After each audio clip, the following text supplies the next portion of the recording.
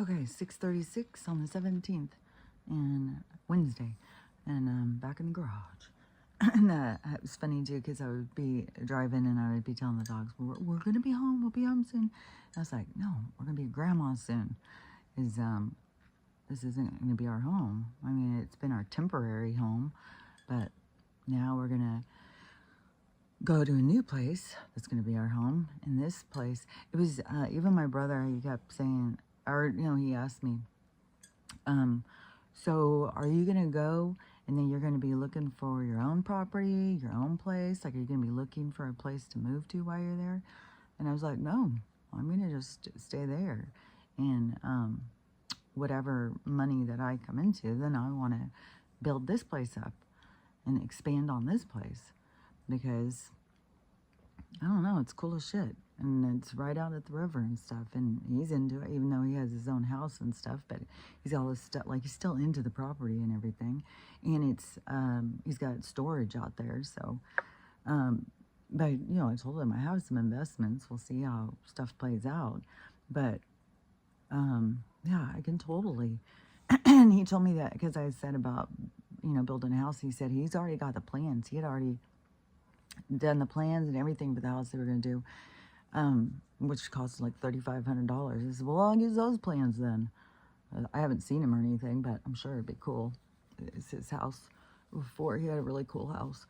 So, and I'm sure his new house is really cool. But anyways, one thing I wanted to say too is, like, it can be so overwhelming. Like, things can be like, feel like you're drowning in stuff. And it can hold you back. And, especially a lot of people who carry the same label as they've tried to strap me with the ADHD can get overwhelmed and be like, oh my, and then just go sit in a puddle and not be able to do anything. You gotta just start.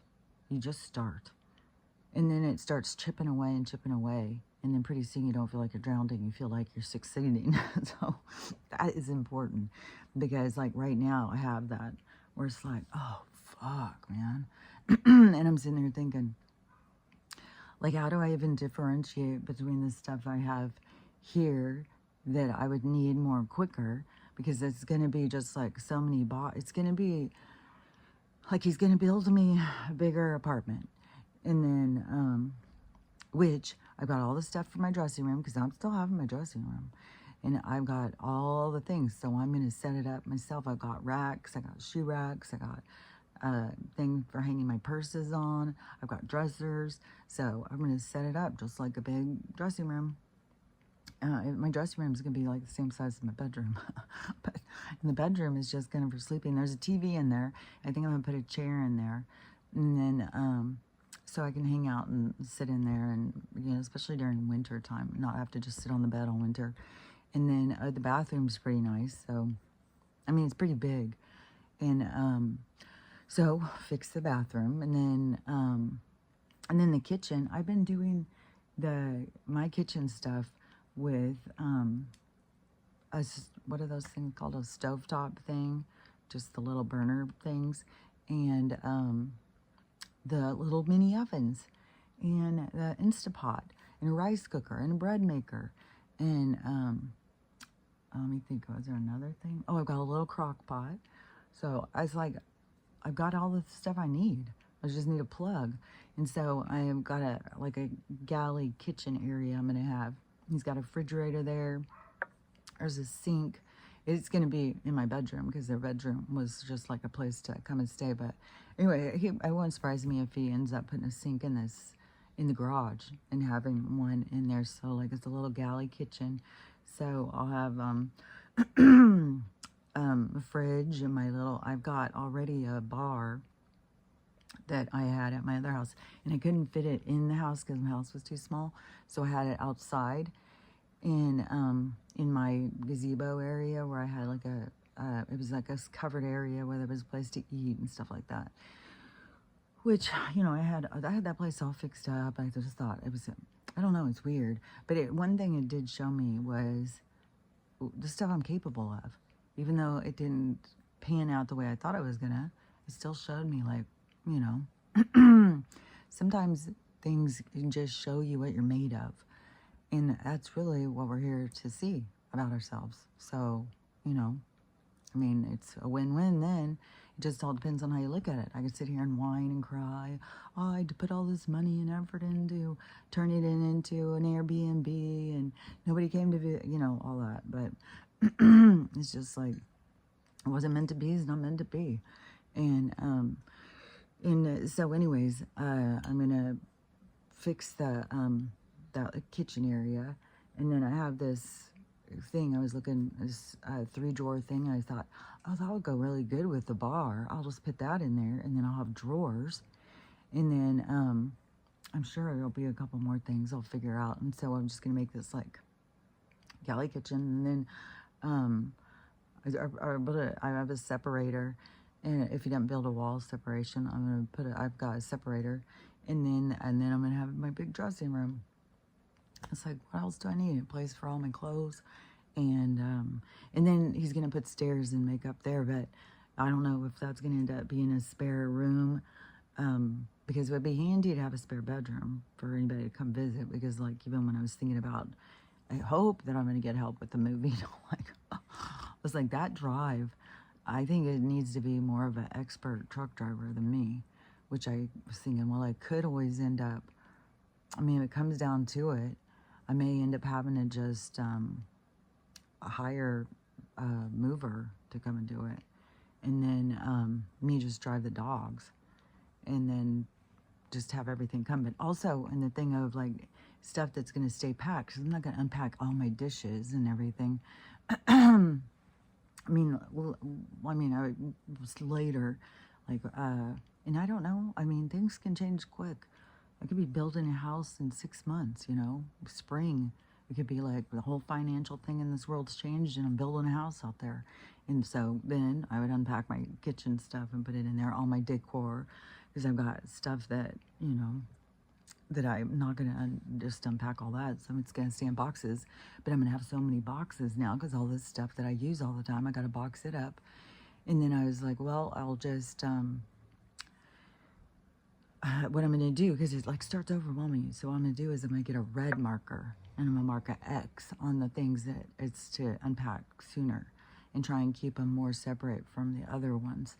And, but I have a lot of boxes. I don't know. A lot, I mean, anything you say a lot or a little or whatever, it's all by somebody's own perspective. You know, we all compare on a scale that we see in our own minds. And so it depends on what we've seen in our life. We've seen a lot of boxes. We've seen a little bit of boxes. You know, it's where our mind goes is, oh, that's a lot. That's a little, you know.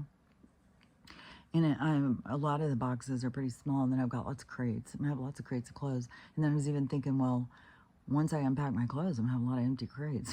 So I was like, well, then I'll put my boxes in the crates and just stack them. So I might be able to just stack the crates up in the corner or something. So I don't know, we'll see. I'm sure everything seems like it's going swimmingly. Everything seems like it's just working out fine. Oh yeah, and I still have the axle thing on my car to get fixed. In the I still got to check on the price of that. And then the oh, when I was driving too, my check engine light came on. I was like, son of a bitch. It was stressing me out. Especially when you're driving for hundreds of miles and there's just nothing. But it was right after I got gas, and I know sometimes that some kind of air thing that happens can make your check engine light come on. And so the car didn't ever do anything. It never acted, you know, like it was having a problem. A car just freaking kicks ass. The car I had before that too, the Subaru, it was the same thing. It was like, man, that car got me back and forth over the pass so many times. It just fucking took on those hills. It was a badass little fucking car. And then when I had taken it in and they said, oh, it's not worth fixing. And so I got this other car and I was like, oh, is it going to be able to do? But this car does the same, just this little kick-ass car. So anyways, but I'm going to have to check on this axle situation and may just check on hiring movers. And I had put in for something like that. And then I got overwhelmed by it. Like they were sending me all these things like we got a quote for you. We got a quote for you. Which I don't know. If it comes back as like a few $1,000s, I don't know. But I could always go. The thing is, too, is I don't want to be going on these roads when it's frozen. It's slick. It's like I want to go on them while they're dry. And even by the end of October, it's going to already probably be getting wet. So, I don't know. And everywhere, you know, like along the drive, there kept being signs of chain up area. Must have chains. Find without chains and stuff like that. I was like, fuck. So, which that's going to put a problem on my travel in the winter of coming here and stuff. And my sister and my daughter were trying to be like, well, let's go back and see my other brother at Christmas time. And because I was just joking too, we were talking about coming back, and I said, okay, well, we'll come and we'll be here at Christmas. And I was joking, like, is that, you know, well, that would be overwhelming. And they're like, yeah, that'd be great. I was like, oh my gosh. And so then everybody's like, yeah, let's go Christmas. Let's go Christmas. I was like, I don't know if because I got to drive the dogs over here and then catch a flight out of here. Because I don't know, I'm not going to know somebody that I'm going to trust with my dogs over there. Like, my dogs are like my little kids. And so, hold on. Which also, I know some people like are, oh, you're going to have 4 dogs? That's a lot. Which, you know, also don't forget Stella's age. Even though I'm really hoping that I do continue to have 4 dogs, I'm hoping that she gets in the med beds and she lives to be 20. But the ancient, I don't know. I mean, maybe dogs are going to live for, I know that we're going to be able to live hundreds of years. So I don't know. We just got to see what's coming. But the, what was I going to say? Oh, but having 4 dogs is like, God, I have 4 kids. Like, I don't really see it as being different. As a matter of fact, the dogs, it's like you don't have to do as much for the dogs as you do for 4 kids. So, I'm like, I think I can handle 4 dogs, even if sometimes they drive me crazy. But sometimes 4 kids drive you crazy. Sometimes 1 kid can drive you crazy. It all depends on where your crazy is. Like, it's all spectrum. So, hold on.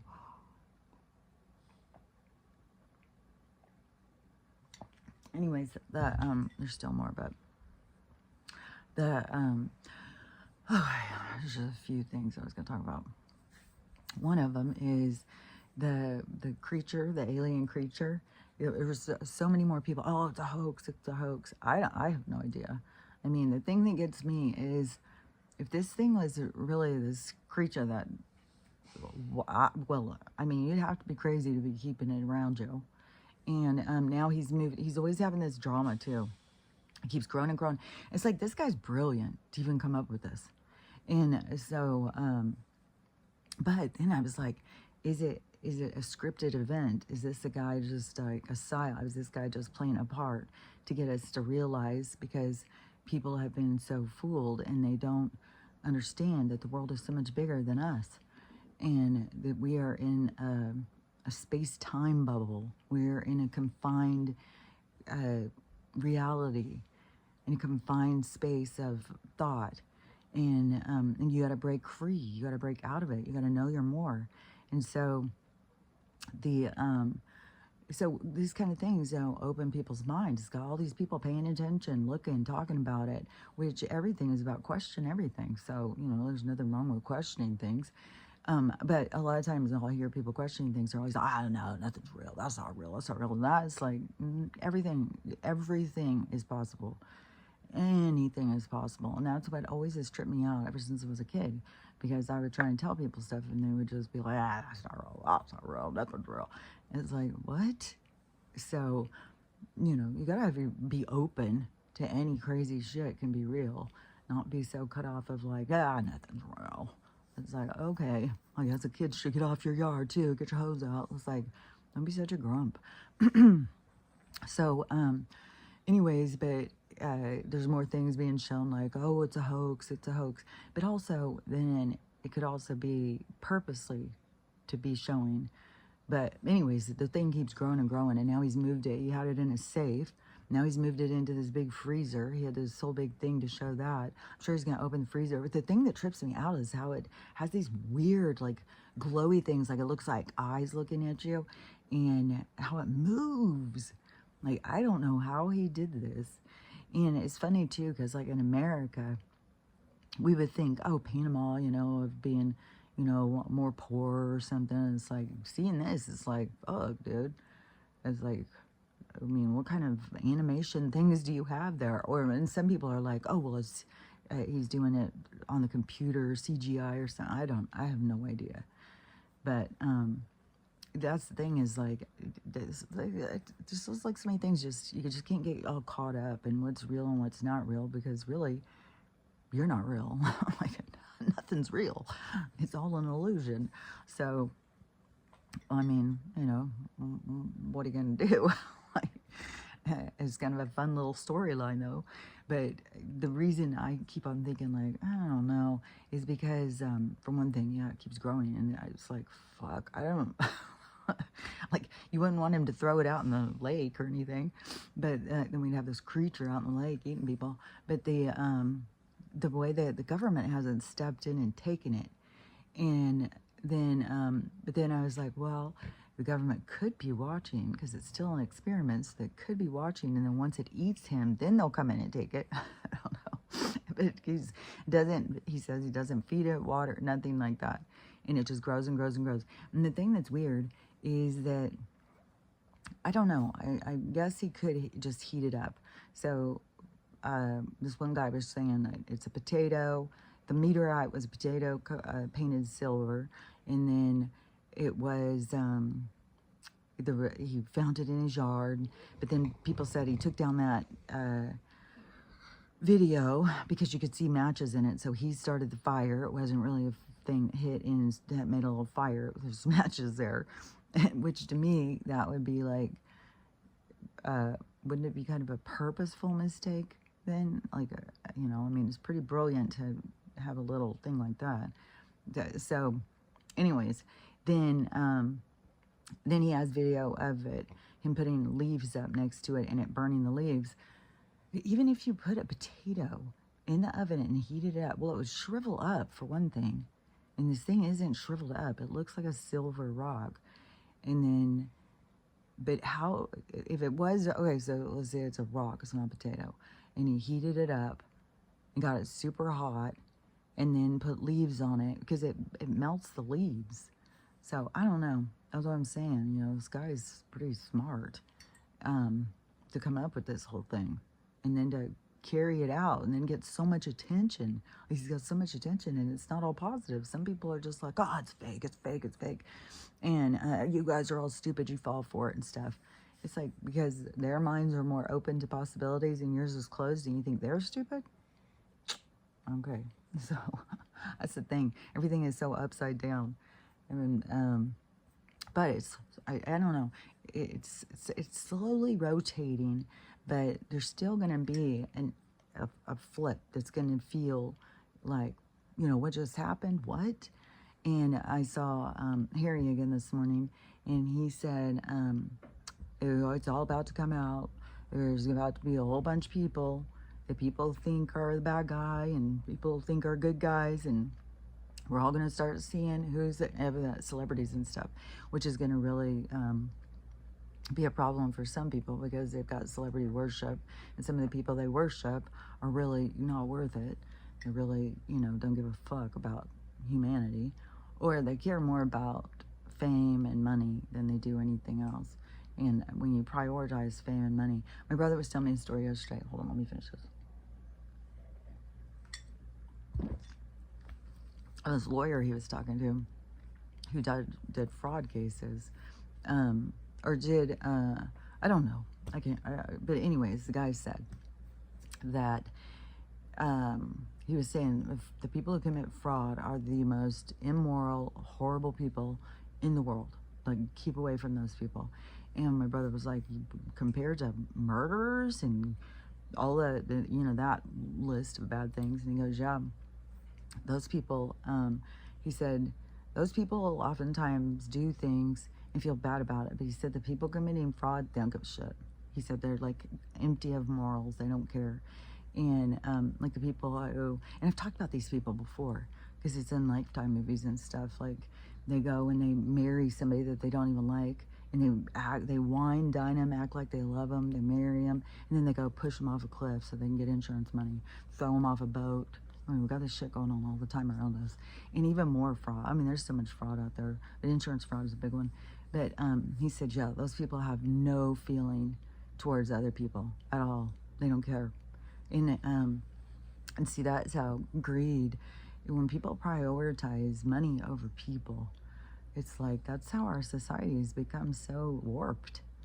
It's like, we need to matter to each other, not this fake money thing. And besides, the fake money thing that they created is so controlled. It's like it's like Monopoly, you know, you really, oh, excuse me, lady. You really can't get ahead in their system. And people get frustrated, and then they start committing crimes to get ahead. It's like, you got to go with your morals. You got to go with your ethics, you know. Don't go against. Even, like, I'm telling you, like, that was really huge. It may sound silly, but at that gas station, there's people around me. Like, this is a deli. There's all these people in there getting food and stuff, and they got zillions of these hearts. Everybody's donating their $1 for kid cancer. It's like, oh, kid cancer, hell yeah, I'll give $10. So I'm looking around, and she's like, well, you want to give $1 for kid cancer? And I'm looking around, and I'm thinking, you know, and you got to process quick too. And I'm thinking, you know, do I just succumb? Do I just go along with the crowd and say, oh yeah, sure, when I know that these foundations are bullshit, and that I know that they've got the cures for this shit, and they are repressing them, they're holding them back, they're suppressing them from us. You know, I just play along like, oh yeah, we'll give our $1. That's going to be the cure. That's the answer. And I was like, I can't do it. I just can't do it. I can't just, it's $1. It's like, I stand with this $1. No, I'm not giving these motherfuckers another cent. And I'm sure that she either thought, well, you broke ass bitch, what the hell's wrong with you? Or she's just like, oh my God. I'm sure other people, even the guy behind me. But then I thought, probably some of the people is like, yeah, why do we have to give $1? Because there is, like, people are really getting tired of this everywhere you go. You want to round up? You want to donate? Can you donate to this? Can you donate to that? It's like, where's all the people with all the money? Why aren't they donating? Why are all the poor people having, you know, why are we the ones who have to come up with the cures for cancer? Aren't you guys rich out there? Where's your foundations and shit? Why aren't they doing shit? It's all fucking just a laundry system of bullshit. So I was like, fuck no, I'm not fucking doing it. So I just said no. But anyways, that is where, you know, that's where you gotta come into the questioning yourself. Like, where do you stand on shit? And can you stand against the wind? Like, when everybody's going one direction, can you stand and go the other? And that is where you find your own strength too. You know, discovering your own moral compass of like, no, and if other people judge me for that and think I'm wrong, well, I have reasons for it. And if they want to know the reasons, I'll tell them. If they don't want to know the reasons, then, you know, so be it. It doesn't matter. So anyways, it's just something to think about. And another thing to think about. So this, I saw this video, and this girl, she didn't say anything. She's just holding a beer, and then she's got words written across.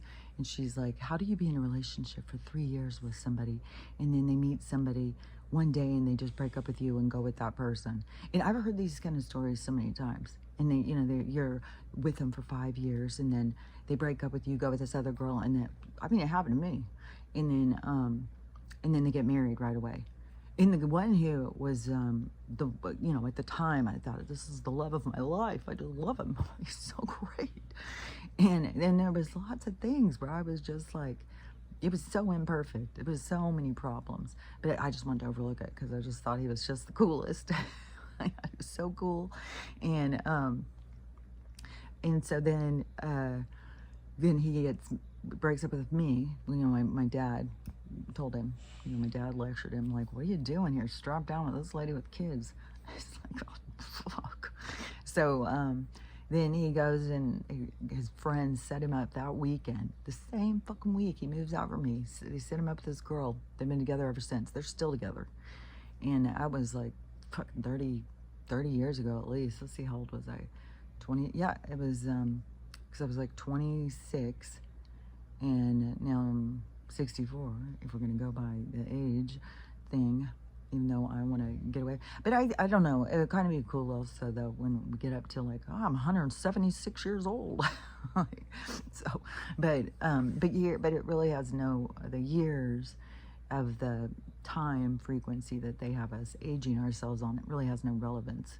And so that's, you know, I mean, you have a window of time that you come in for an experience, and the aging you is all a part of their process of getting you to accept being poisoned because you're just aging, and then and you're getting sicker and sicker and falling apart, and it's just aging. That's what happens.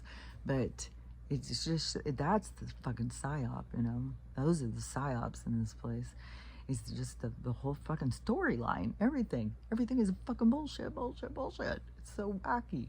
So anyways, but the thing is to remember is, like, if it was meant to be, if it was the right person for you, then that wouldn't happen. And so you gotta let go of that kind of stuff. It was really devastating. That was the first time where I really had my heart broken. Well, Dickie broke it a lot of times, but not at this like level. It was, I mean, I've lived for years with Dickie breaking my heart, but it was like a constant chipping away, and I still, even being in Dallas, it's like, God, if he was alive, I'd go see him. It's like, not thinking like, oh, we'd get back together or something. Because I think, you know, the other Kelly and him, I think they stayed married until he died. I don't know. But that was who he stayed with. It was just so weird, too, how it was like this Kelly or that. And I had no confidence. I was just like, well, she's the winner. Look at her. She's beautiful. And I was just like, nope, I'm just a hideous creature, and he's going to pick her.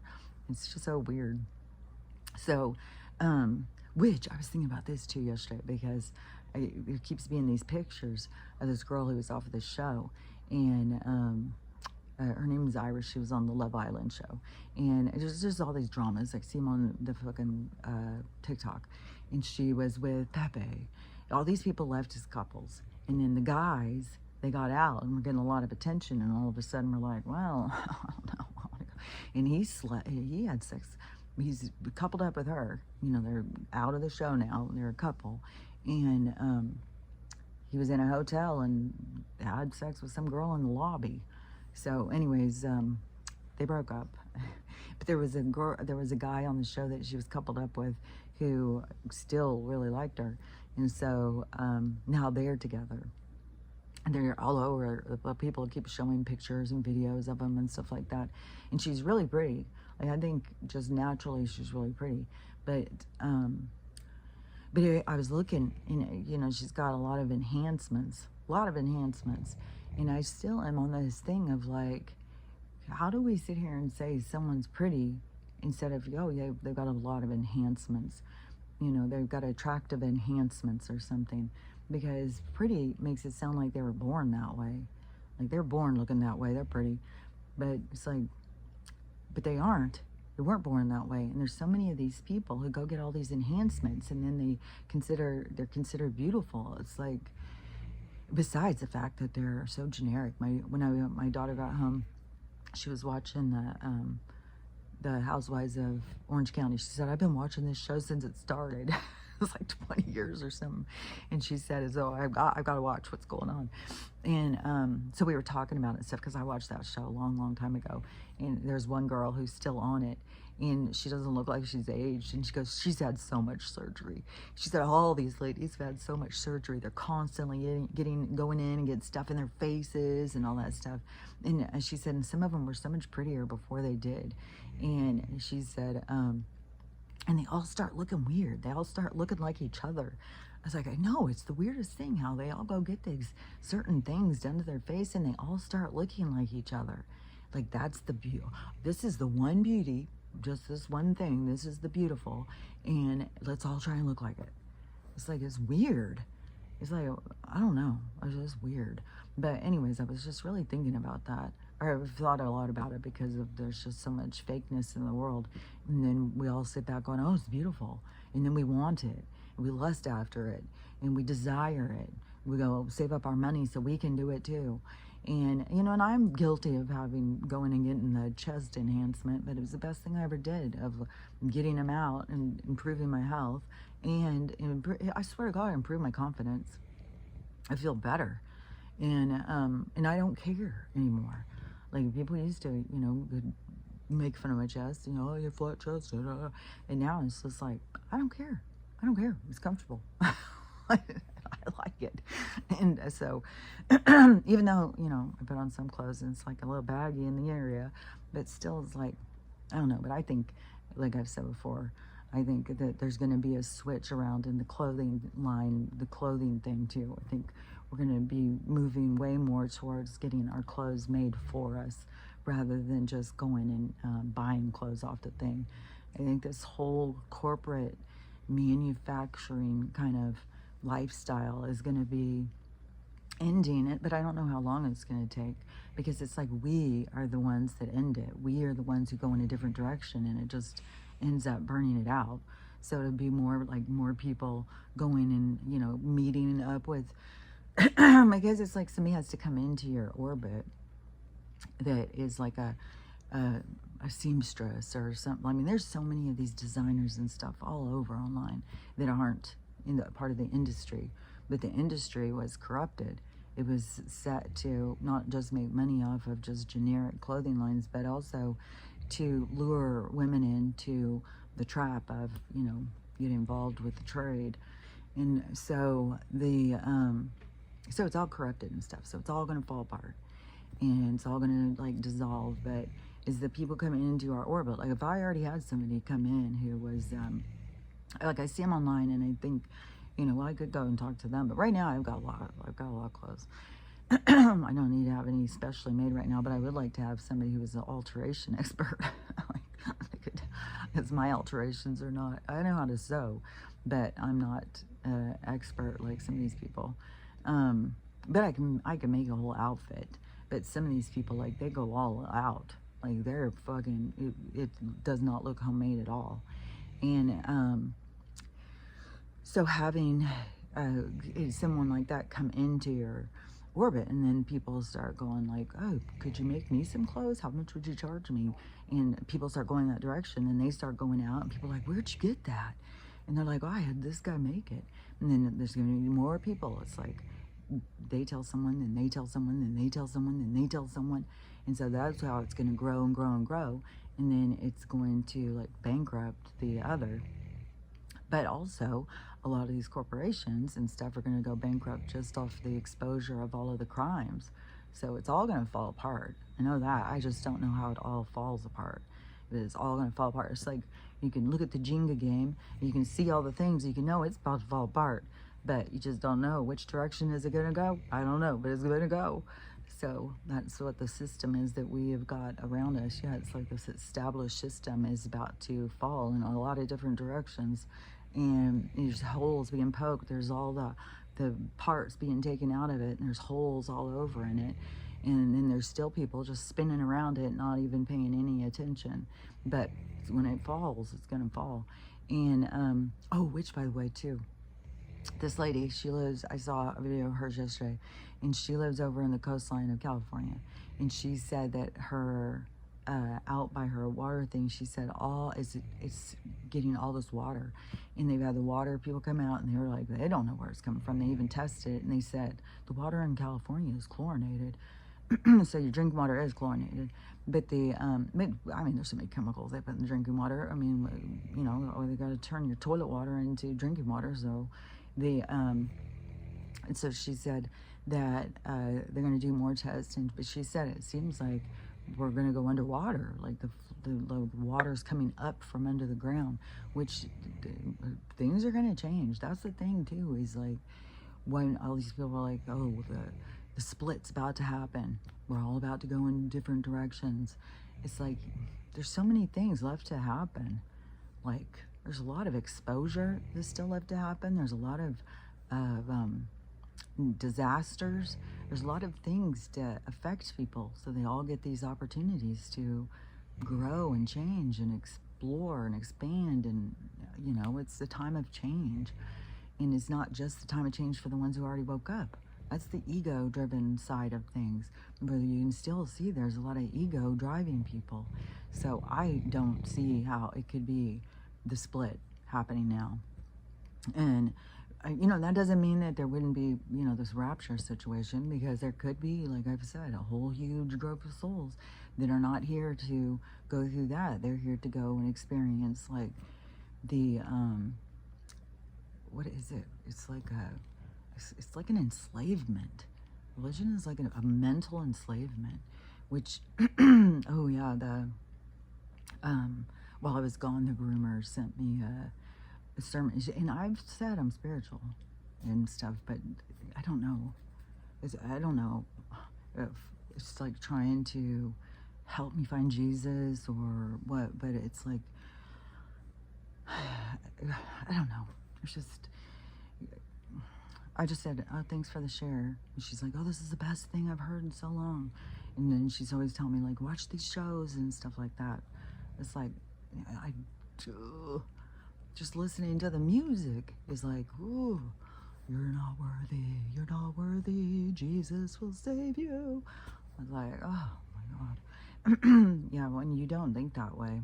But, I mean, it's lessons. So however these people are here to learn, whatever they're here to learn, and it can go in a different direction like that. Could be all of a sudden, this group raptures away and they go off to experience what it is to be, like, dedicated to an entity or deity that is, I don't know. I mean, anything could happen. That's the thing, is anything can happen, and probably will. But we'll just have to see. But they have that in a lot of different shows and stuff, like The Leftovers and stuff. Like, there's this whole thing that happens where all these people disappear, and then all the people who are left are like, what's up? Like, why are we left here? And because there's be a lot of learning and growth in that too, and that doesn't even necessarily mean that they would all be going into spiritual, that they would all be going towards the age of Aquarius. No, that would only be like the whittling down the crowd, and then because then there still would be a lot of people who would have to. It's just, this is questioning things, trying to come to terms of, like, who am I? What am I doing here? What is this place? What are we all doing here together? What does everything happen a certain way for? It's just trying to resolve your questions in the world to figure out who and what you are. And and then there's people who are going to still stay trapped in their negativity, in their hatefulness. And so this is just an opportunity. It's not the only opportunity. It is just an opportunity to purge out all of your hate, your resentment, your anger, your bitterness and stuff, and move forward as a free-flowing, fresh soul, and move into a time period of peace on earth. That's all I see. I know that's coming. But there's a lot of stuff that has to go on to get us there. So we're not there yet. But there will be a point in time when the people in that reality will be separate from the people in the other realities. And I think there's going to be this slow separation kind of happening, where it starts being like, good things are happening to these people and bad things keep happening to me. And then maybe it's going to be that these people are going to start listening to these people, and these people are going to start giving them information to help them. And then they got to start working on that, which, any of us who have been working on it know it's fucking years. So it's something you get done in 5 months. It's like, fuck, man. It takes a long fucking time. And so,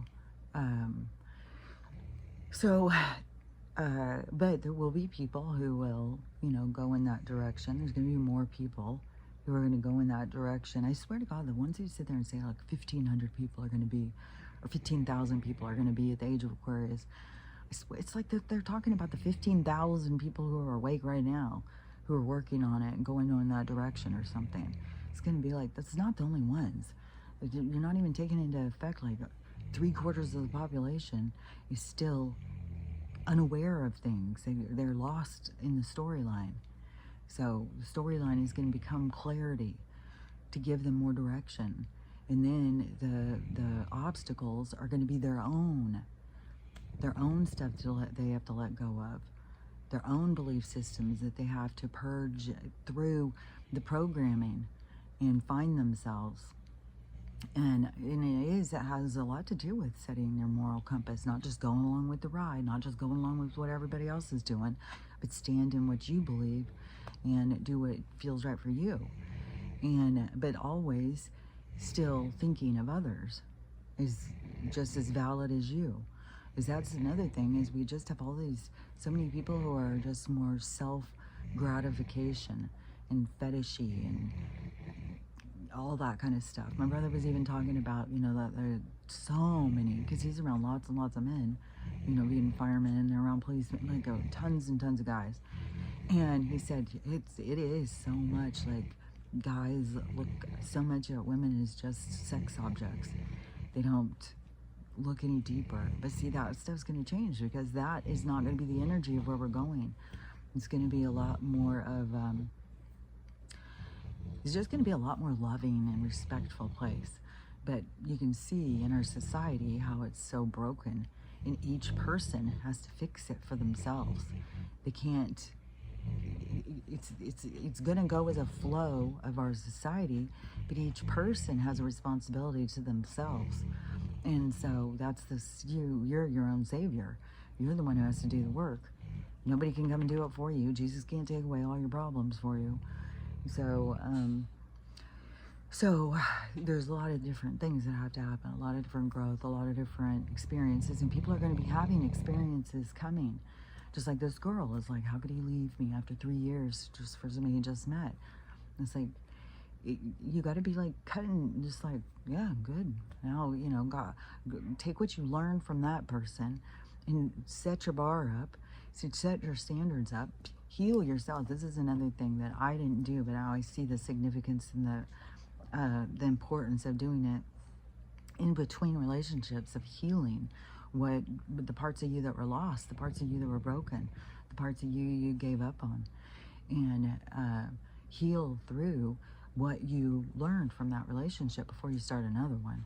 And because each one is a significant impact into your truth of character. And so then when you heal from the one, then the next one that comes is like the bar is moved up. And so you've got new lessons. But we get so stuck in this fairy tale of like somebody has to be your forever. Like when we get married, we think, oh, it's forever. But then, our society turns into, oh, we got a lot of divorces, which it really is, it's funny, because you can look at it in these different ways. It's weird how that keeps being this light right there. You can look at it in these different ways, because I used to look at it like people used to really be more committed to each other, and I would kind of try and just dissect it. Why would people before, when people weren't getting divorced all the time, that they were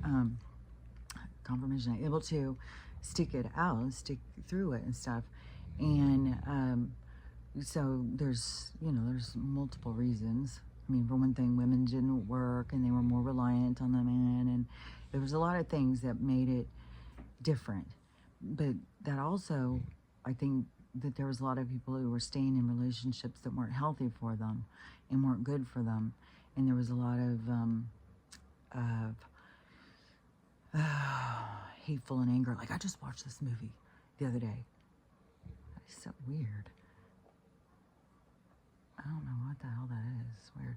But I just watched this movie the other day. It was disturbing. I don't know. This stuff happens, but I don't know. It's so disturbing. So it was this one lawyer came to ask this other lawyer, who was more successful, if he would help with this case. And so he didn't want to, but then he ended up doing it. And so he goes in and meets this guy. So this guy had killed his dad, and because the dad was abusive. And so as the case goes on, and then the lawyer who's doing it, he also has this weird stuff. Like he's got this obsession with prostitution and this weird stuff. And so this kid, he's got some weird stuff too. And he's always saying, yeah, women are trash, they're whores, they're all whores and stuff. And so, you know, they're trying to figure out, like, what is this guy's problem? And then, so these dogs, they were going crazy. They thought I was going to walk them last night. I was like, dude, no. They're real anxious to get out there and get their little walkabout. So, so what it ends up being is that this kid's mother was sexually abusing him. The dad knew. The dad was becoming abusive and telling her she was a whore and stuff.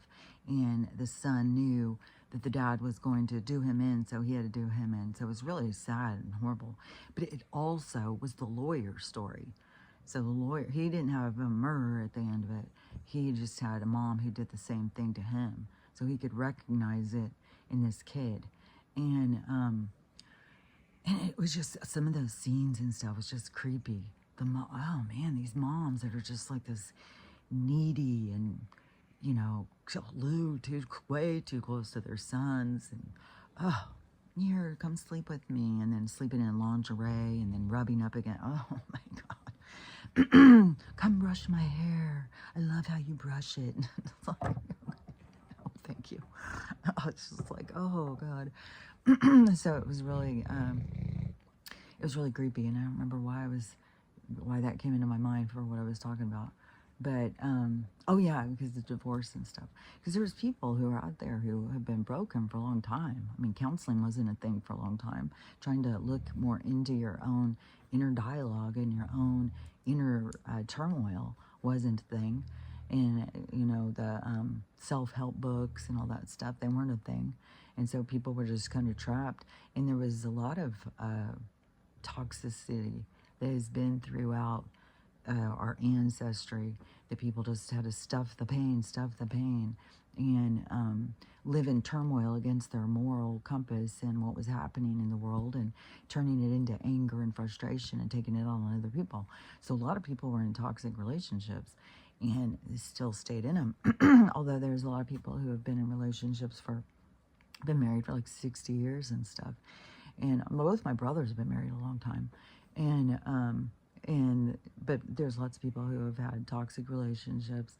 And then, you know, so when you think of divorce in that way, of it being a freedom of people not staying in places that weren't good for them and being able to walk away. But then we also got into this pattern of, you know, getting married and not really knowing somebody. Well, they check all the boxes. Well, I like how they look. Well, I think they're the right person for me and stuff. Like, we weren't going deeper. You know, we needed to go deeper into people. I mean, I was married 4 times, and it was like, you know, you're with them, and then it's all of a sudden it's like, well, we're a lot more different than I thought.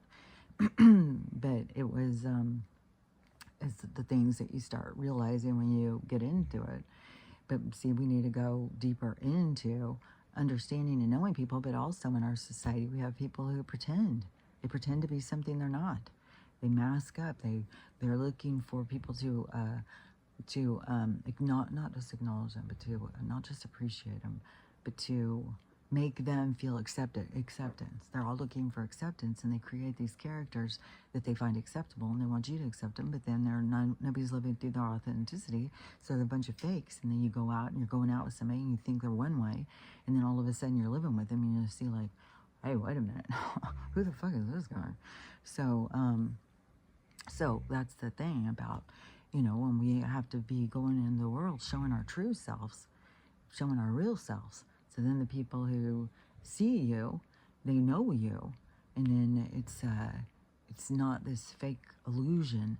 And then so it's not just like a either or, right or wrong. It's just a movement through the learning of mankind. It's like they were here, and yeah, they may have stayed strapped to one another, but they weren't fixing their problems. And then they got in here, then they're just jumping around through all their problems, jumping around with each other, which is also toxic. But now we're moving into a new state of being where it's like we're going deeper into ourselves, we're healing ourselves, we're bringing ourselves to the surface, and then we are meeting up in a different kind of way. You know, it's like our hearts meeting our other hearts. You know, it's like we're exposing ourselves to show our truth and being more vulnerable. And then it's on vibration. And so then, you know, and when you know, kind of hold out for the vibration, then the people who vibrate with you come into your reality. And then, and then, and then plus they sold us on this freaking government marriage thing was just a trap too. Just all their stuff was a trap. Like there's no reason that we have to be going and getting government marriages. Like I'm so like for somebody who's been married a bunch of times and seeing like it's bullshit, bullshit, bullshit, and then you got to try and get divorced. I'll get bullshit, bullshit, bullshit. It's just money making for them. It's absurd. It's seriously absurd. What's the government got to do with our relationships? Why is it trying to enter into our families? Why is it trying to enter our lives? The government's supposed to just be making the lawmakers, you know, which is also absurd. You know, they get to, you know, well, tell us how fast we can drive and stuff. But, you know, I mean, then you have some people who have got no moral compass and they'll just like zooming in and out of traffic and don't give a shit, you know, if they're risking everybody's life. Because yesterday again, when I was driving, there was another lady in front of me and she's just weaving. Oh my God. I couldn't believe it. And I'll tell you another thing too. The whole time in Idaho, did not see one fucking cop on any of the roads. No fucking sitting out there doing radar. Oregon, drove through Oregon for hundreds of miles. Didn't see any cops. But the moment you cross into Washington State, radar, cops, pulling people over. It's like, what in the fucking hell, man? I don't know. They just must make a lot of money. I don't know. It's absurd. It's absurd. And people just don't even realize what, and they think like, oh, progressive is more freedom. No, it's not. It's not more freedom. Conservative is more freedom. That's where you are like, hey, you don't have any right to tell me shit. Get the fuck out of my life. But you also have a moral compass that you're like, oh, well, you know, I don't want to risk people. I'm just going to go along with the flow of traffic and with the pace, you know. I couldn't even keep up with the pace, honestly. The pace is mostly like 80 miles an hour, but I'm not going to risk it because I already have one of those little pieces of paper that I didn't pay the last time.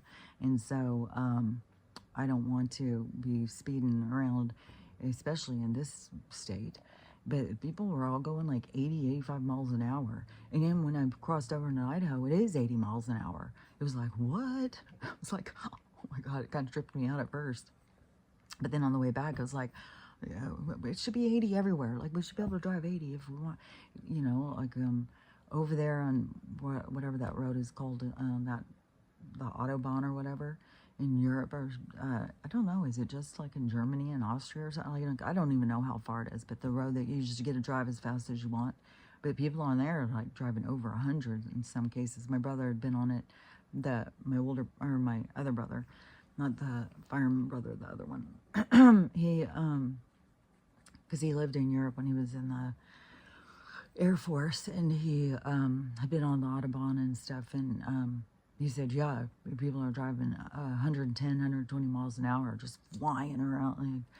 But, you know, I don't know, I don't know what the car wrecks and stuff like, but that's another thing too, is like, I mean, we got drunk people driving around on the roads and stuff. That's where things got to stop. We can't be out.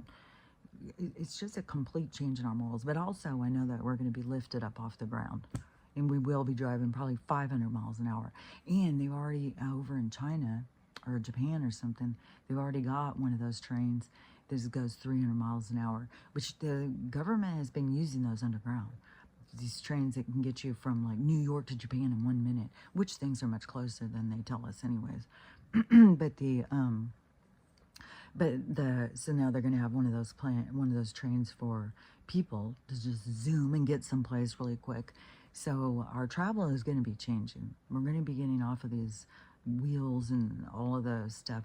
Even when I had said something about we're going to be getting off petroleum, and somebody was like, well, petroleum's the best way. It's like, there's going to be a lot of different things that are coming. Just like that one guy who figured out how to make an automobile run off of plastic, like melted down plastic or something. And I think he's still disappeared, but I still think that's part of the storyline. I think it's part of getting people's attention, because you got a lot of people's attention, and then when people start seeing, oh, so the scientists that come up with things to help us, they disappear. Yeah, they don't just disappear. Some of them find themselves on the end of a red tie. Like, these people are evil. The ones that want to keep control and keep control over all the money are fucking the purest of evil. And that's why we're going to have all of these new patents. Like, everything's going to change real quick once this shit goes down, once these people are gone. But this is, I think that they're gone, but it's like this slow roll into getting people to realize. And so it's because we have all these patents that are going to be coming in. That's going to include these things that can cure the CA, and where they will give your dollar. It's like, you guys are holding on to the, fuck off, look this shit. So anyways, the patents will be coming out in droves, and things are going to be changing really quick. And I think we're going to be in hover cars, which I'm sure there's going to be like sensors, and I don't know how it's going to go, but I think that's going to be, you know, like what they show in the movies. We're all just going to be zooming around all over the place. And maybe, I don't know how it's going to work so that we're not just killing birds all day long. I don't know how that's going to be, but maybe the birds are there's lots of artificial birds. I don't know. I don't know. There's going to be a lot of things that are going to change, but one of these dogs has got a farting problem right now. It's like, oh my Lord, dogs. I should let some incense. But anyways, there's going to be a lot of stuff that's going to be changing, and how we get around is going to be changing. And there was something I had heard about, one of those things on my tea. What was it? Oh yeah, the thing about, whatever it's called, the Star Trek thing, how they would be able to go from here to there. Now, I heard it's something what they're working on, something with holograms. So you would be able to put your hologram somewhere else. But, no, I want to put my conscious. I want my consciousness to be able to go. But I think that our consciousness has a lot more abilities than what we think, of being able to pull ourselves out of here and go where we want to go. But is it said that I don't know. Things are going to be changing. There's going to be a lot of stuff changing. It's going to be so science fiction.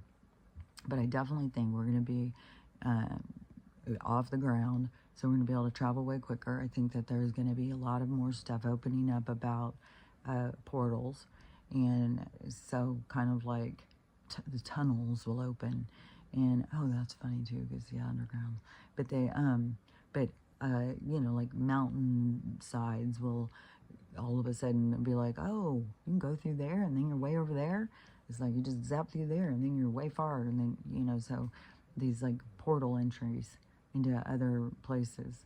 And so there's going to be just a lot of things changing, where it's going to be super sci-fi.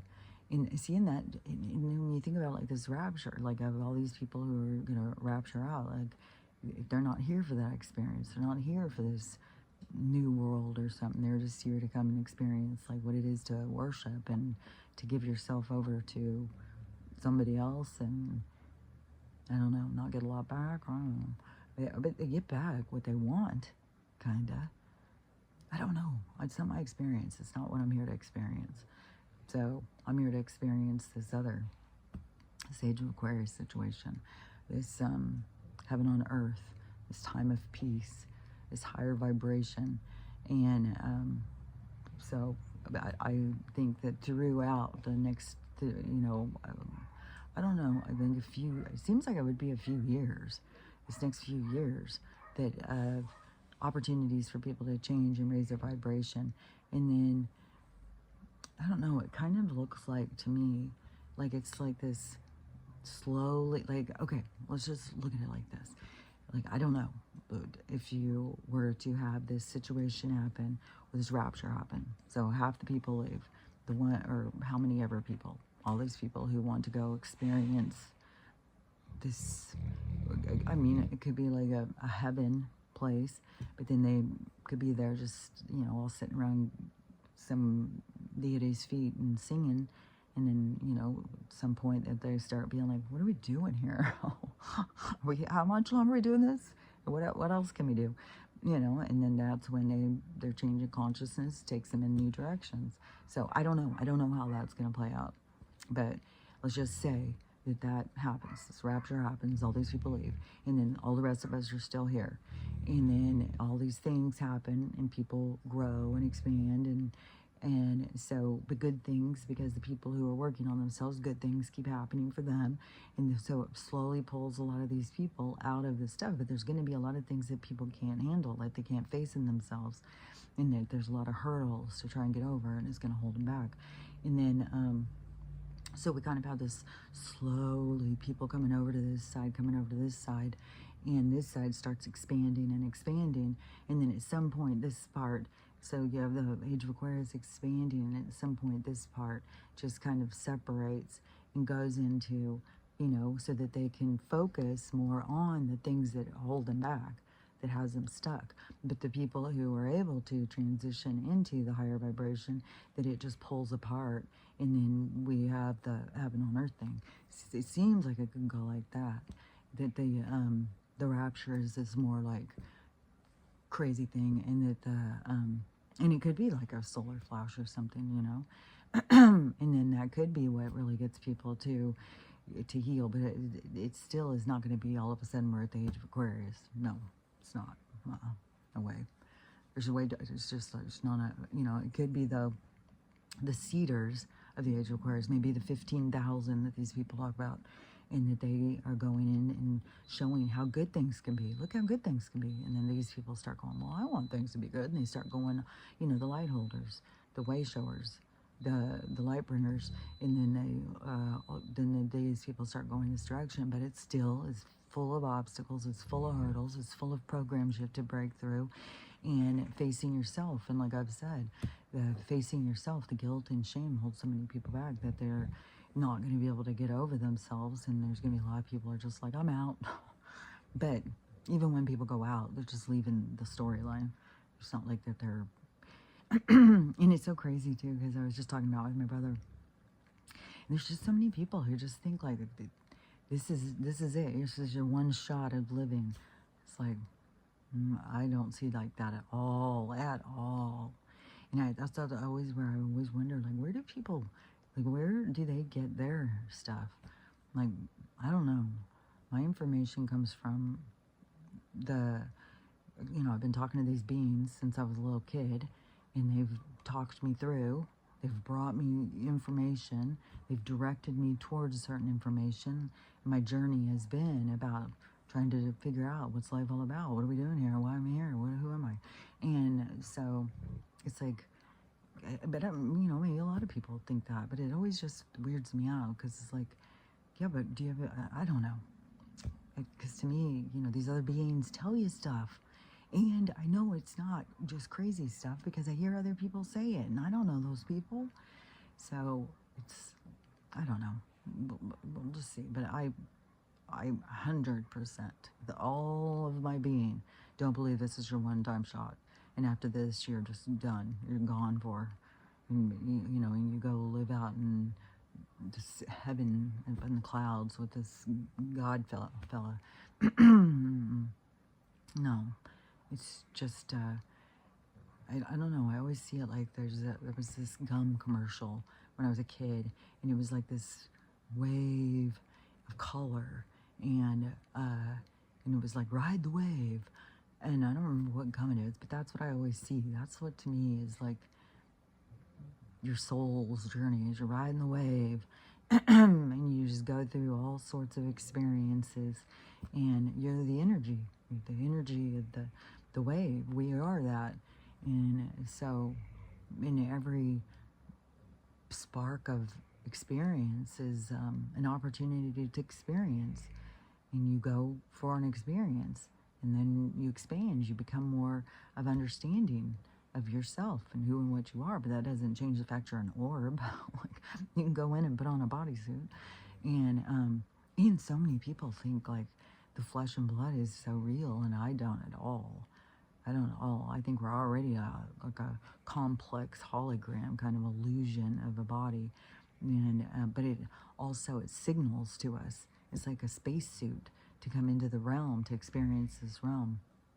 But Yeah, I believe that the realness of existence is more about your orb, not about this. This is just a story. This is just a game. It's just like you go to the Blockbuster or whatever, and you got all the movies and all the video games and stuff.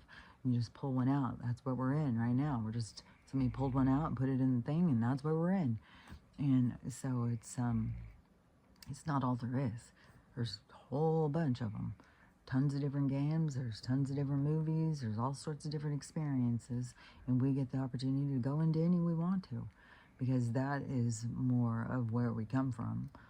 It's the orb of light, the orb of your consciousness is wanting to experience a lot of different stories. I want to go in and see, like, well, what would I do here? Well, how would I behave there? And that starts giving identity. Going through that experience gives identity to the form, to the life form. And so you start to realize, like, hey, I'm something. I'm something. And so that's what I believe. So, and we're all something. And we're all connected because we're all a part of that wave. And we're all the ride. We're all the energy that comes together. And that's when all the energy comes together, it's like the mind, that's the God consciousness, that's the universe. And it's funny because people would always be like, oh, do you believe in God? It's like, yeah, but it's a different kind of God than what you believe. I call it the universe. And I've just been telling people this for fucking 40 years. And then people are, what? It's so weird how people can be so much more accepting to, there's a guy up in the clouds, and he's watching over us, and he's judging us. And it's like, and then there's this devil guy who's down below us, and he's trying to taunt us. It's like, how in the world does that make more sense than what I'm saying? It's like, it doesn't make more sense to me. And I gotta go with what makes sense to me. So everybody's gotta do what they gotta do, believe what they gotta believe. What makes sense to you is what makes sense to you. It's the level you're at, and that's the level I'm at. And yeah, you can sit there and tell me all day long, there's a guy up in the clouds, and he's the one guy who's over every single soul in the whole world. I just don't believe that. And I believe, though, in it's like this going out, the separation of experience, but then it pulls back in, and that's the mind of the God. That's God's mind. And we are that. So that's the universe. That's the whole thing. That's the whole shebang. And then it's going out and coming in. It's like this breathing. It's like the energy breathing, and each breath is an experience, and then pulling back in. And so, yeah, you're never away. I mean, even in the illusion of separation, we're never separated. We're all a part of the same universe, the same God's mind. So that's how I look at it. So everybody is free to look at it how they want to look at it. But I do feel like that is kind of a sad minimization of who and what you are, to think like you get this one shot and you better do it right. You got this God fucking judging you and stuff. It's like, no, that's such a holding you back as a soul. And the way I look at it is you are so much more significant, and your divinity, and it's so much more important of you being morally equipped, not being so disrupted in your morals, because that is the disease of the mind. And so when you play, that's how you become the higher vibration, is being more of taking your accountability, but taking your own self more serious, of your importance to the structure of the universe. Because so many people just think, oh, well, I don't matter, it doesn't matter, nothing matters, I can do whatever I want. Well, that's going to hold you back. That's low vibration. When you take into, you are accountable to the universe, and you do matter, then yeah, you're going to step it up. So, but that's why, everybody's at different levels. But that's what I say, everybody's got to step it up them own selves. Okay, let me think if there was something else I was going to say. So, on the, because I got so much stuff around, but I'm just going to go little by little to start moving things over to the, now the racks that I have up, I'm going to have to take those racks, I think, back down. But anyways, it can be overwhelming. It's like 5 weeks, and I'm going to be living in a whole new place, and it's going to be kind of chaotic. for a while. Even the first few months that I'm there, he's not going to have that apartment built bigger. So it's going to be, but he's going to have space open for me. But but it still is going to be, just, it's going to get, to me, I just see it getting better and better and better and better. So, but it's definitely going to be a first, you know, it's going to be, because of those thorns, the thistle plants, they're bitches, man. They're wicked. They aren't small little things. Like you're walking and these sharp, pointy plants are like scraping against your legs and stuff. So the thistle plants are little bitches, but then these burrs, and I was picturing these great big burrs like this. No, these are little burrs with thorns. So it's not the little burrs that are, you know, flimsy. No, these are hard burrs that are small. They have fucking wicked thorns. And I cannot understand how these two little dogs just they took off so many motherfucking times and then just go walking through it. Stella's like, hell no. But I got better booties on her big ass feet the whole time. But anyways, but that's going to be, you know, once, because they're going to be moving at the first of the year. And then I don't know what the weather's going to be like, but he's going to be out there trying to, because he said he's eradicating all of that and getting rid of all of it. And so he's got to go out with his tractors and do a bunch of stuff. And he said one of the things is, too, is it spreads with the tractor. So he's got to do more things. But then once it gets down there, then I'm going to have to, because I'll be out there all the time. I'm going to have to keep up on it. As soon as a plant starts sprouting, get rid of it. Just get rid of it, get rid of it, get rid of it. And I don't know, because he's kind of also into some of the poisons, which I was like, well, can that be around dogs? And so, anyways, we'll see how things go. But first, when we get out there, yeah, there's still going to be all these thorns and thistles, and it's still going to be like more cramped in a small space, and this whole transition for the dogs and everything. And it's so funny, once they got back, I was like, oh God, we're back home. And then it's just like a few months ago, you guys were terrorized, like, where are we? What are we doing here? But then they come back in, it's like, oh, okay. Now we're back to, okay, now I know what's going on. But, so we're going to go over there. It's going to start all back over again. We're just like, oh my God, what are we doing here? Well, how long are we going to be here? But I'm going to have our stuff. I'm going to start getting our stuff set up and everything. So, anyways, and I'm sure my mom's going to be so excited to be able to put her car back in the garage and get her life back into her own order. But, you know, it's over there, too, on this property. My brother has a whole separate house. It's an hour from this property, so it's not like I'm going in and interfering with their life. It's like, no, this is my opportunity to start a whole new one. And that's why he was asking, you know, like, what's your plan? And I said, my plan is to just invest into this, just keep investing into this, make this better and cooler and, you know, more. And he said that, you know, this waterfront property is getting harder and harder to get, but there's going to be a huge wave that's going to come in and change the waterfront. So there's going to be so much things changing. But right now, like places over by him are super expensive. He said he has people pulling up on him and saying, hey, you interested in selling and stuff? And he's like, no. But we're even going to make it even better, I think, because eventually it's going to have, like, you know, goat area, chicken area, big garden area, a house.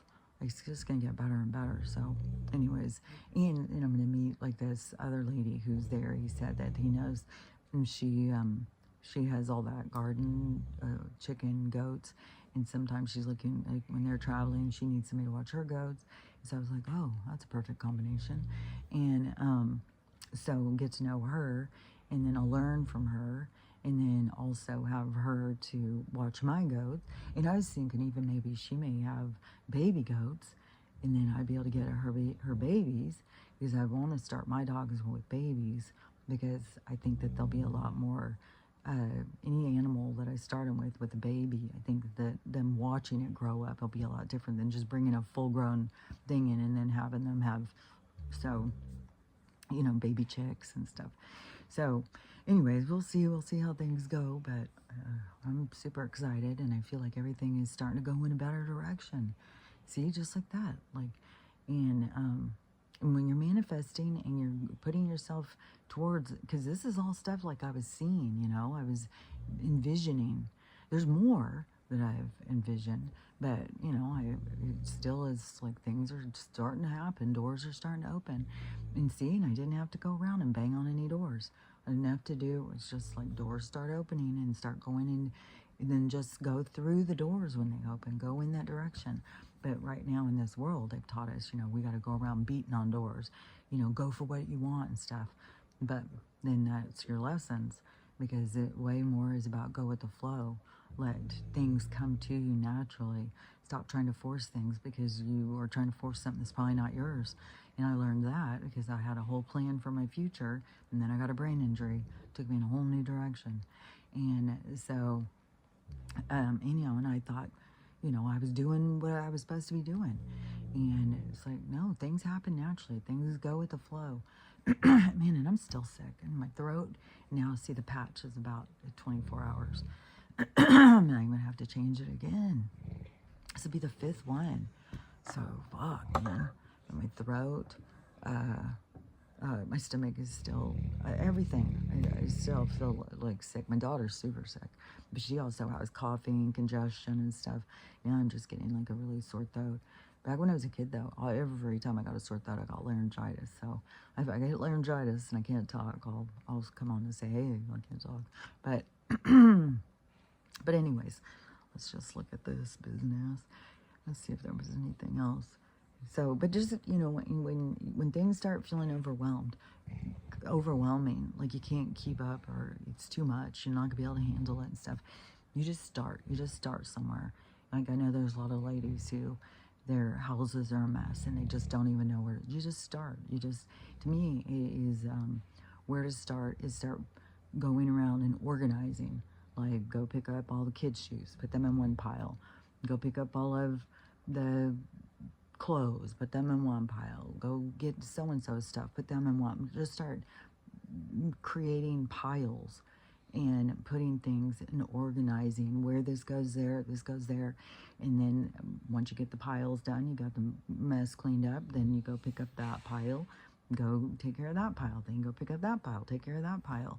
So everything is manageable, but people just sit and they just look at it like, oh my God, there's just so much. But you just start somewhere. And so, well, I'm going to start with mine is my clothes. I'm going to start getting my clothes organized over to the storage. And I'm going to pull my paintings up towards the front because I'm going to take the paintings when I go pick up Ruthie. And so, and as many as I can fit in my car. So I'm going to fill my car with all those and then get there, unload those. Because it'll be a lot easier not to have to be careful with all that when we're loading the truck. And then, so get those over there and then get my clothes from here over there. So then I got to start picking out like what clothes am I going to wear, and we're right at the change of season. But I think, you know, just get some clothes and just whittle it down, and then with the boxes I'm packing, just put big red X's on the ones that I'm going to need quicker, and then just, you know, because I'm like going to need my toaster oven and stuff like up until, you know, like there's certain things, and then I got to have boxes ready to just put it in the box and go, and then put a big red X. I'm going to need this right away. So anyways, just, and, you know, it's not like I'm coming up with, like, to me, it's the higher mind that tells, like, I'll be thinking, I'll have the questions, like, oh my God, how am I going to know? And it's like, oh, big red X comes in my mind. It's like, oh, okay, yeah, that's a good idea. So, just make something that stands out. But when you get into that communication, you get into that, you know, asking the questions and going in a certain direction, then it's like comes to you, just comes to you. And but it's like you block it when you're trying to overthink it, when you're trying to, you know, oh, I don't know. It's just like, just come up with the questions and then relax, and the answers come to you. I don't know, that's what I find. But then I can also find myself overthinking it, just like, how am I going to work this moving thing? How am I going to, okay, I got this many over there, I got this, I got that, who's going to drive, what am I going to do, you know? It's like, just relax. You know, I could hear that even in my head. It was just, it all happens. I don't know how it happens, but I don't have to try and figure it out. It all happens, you know, things happen. Like, it's not something where I need to panic and that's where we bring up our own blockages. So, and the more that we can learn to relax and let things unfold naturally, which that's what we have on a biggest scale too, is the whole reality is unfolding naturally, so that we can see and all the different things unfolding. And there's a lot. So, anyways, we're in the slow unfold of reality. The breakdown. But I do see it so much like a Jenga game, and they just keep pulling out the pieces, and it's just gonna fall all of a sudden. But then that's when we got to start building it back up, and we get to start building it in a stronger structure when we all come together, and it's all of our creative minds coming together to build the world we want. So, anyways, we'll see how it all rolls out. But still, there's nothing to really. The bigger thing is to just really get into the allowing life to happen and stop trying to control and force it. It's just allow it to happen for itself, because it's going to. And when you're trying to force it and control it, you're just causing your own disruption. You're creating your own obstacles. So that's what I've found in my life. So anyways, my stomach's growling. We're gonna make a peach cobbler today. I think, because, oh my God, I was having the craziest fucking dream, and I couldn't get out of it last night. Fuck, it just kept going and going, and I was like, I talk to myself in the dream. It's the weirdest thing, like, and I was like, I don't want to be here anymore. I don't want to deal with this. It was really creepy. I was like, what am I supposed to be learning from this? What am I supposed to be getting from this? And there was something. I can't remember, because a lot of times it's hard to bring stuff forward when you're in a different state of consciousness. But I can't remember what it was, but there was stuff. I was like, oh my God, it was fucking fuckery. But I know I was like gritting my teeth, and a couple times I hit. It's like, oh, fuck, that's sensitive. So, but it does seem like it's growing a lot. I knew that was coming. Okay. So anyways, I better get to my next stage of the day and start the WALKSs. So anyways, but just remember, you just can't go wrong. I'm focusing on you, trying to find you in all this freaking big mess. I know they want to keep you distracted, looking at everything and all the problems and thinking way out there. But you need to, which on one sense, you need to be thinking way out there, but not in the way that they want you to think out there. It's pulling into yourself and, looking at how the things affect you and why they're happening, and, what I don't know. It's a lot to it. So, but I'm just telling you can't go wrong. Learn how to love yourself. Learn how to love everybody else, and how to have the day you want, because you just can't go wrong. I'm telling you. So, anyways, but I'll talk to you tomorrow. Talk to you later. Bye.